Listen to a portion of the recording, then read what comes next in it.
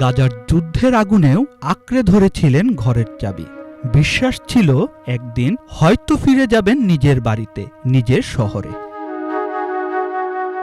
যখন সেই চাবি হাতে শরণার্থী ক্যাম্পে ফিরলেন আলিয়ান, তখন ঘরটি আর ঘর নেই, আছে শুধু ধ্বংসস্তূপ। তিনি বললেন, আমরা ফিরেছি, কিন্তু ঘরটা আর নেই, চিহ্নও নেই। প্রতিদিন যখন আমি এখানে আসি, মনে হয় আমার আত্মা যেন শরীর ছেড়ে বেরিয়ে যাচ্ছে। এটাই সেই জায়গা যেখানে আমি হাঁটতাম, যেখানে আমার ঘর ছিল, আমার ঠিকানা।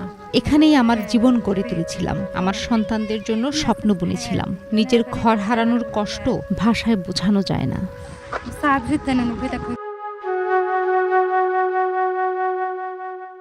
তার মতো আরো অনেকে স্বপ্ন নিয়ে হাতে রেখেছিলেন নিজেদের ঘরের চাবি। আশা ছিল হয়তো একদিন আবার খুলবেন সেই দরজা, কিন্তু এখন শুধুই স্মৃতি আর শূন্যতা।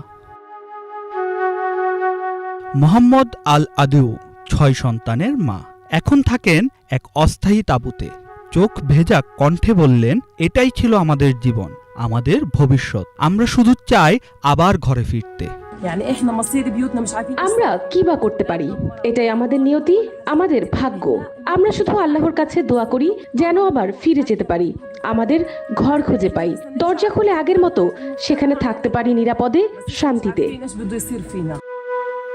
2 বছরের ভয়াবহ যুদ্ধ থেমেছে যুদ্ধবিরতিতে, কিন্তু গাজার 68,000 মানুষের মৃত্যু আর লাখো স্বপ্নের ভাঙা দরজা আজও নিঃশব্দে কাঁদে ধ্বংসস্তূপের নিচে।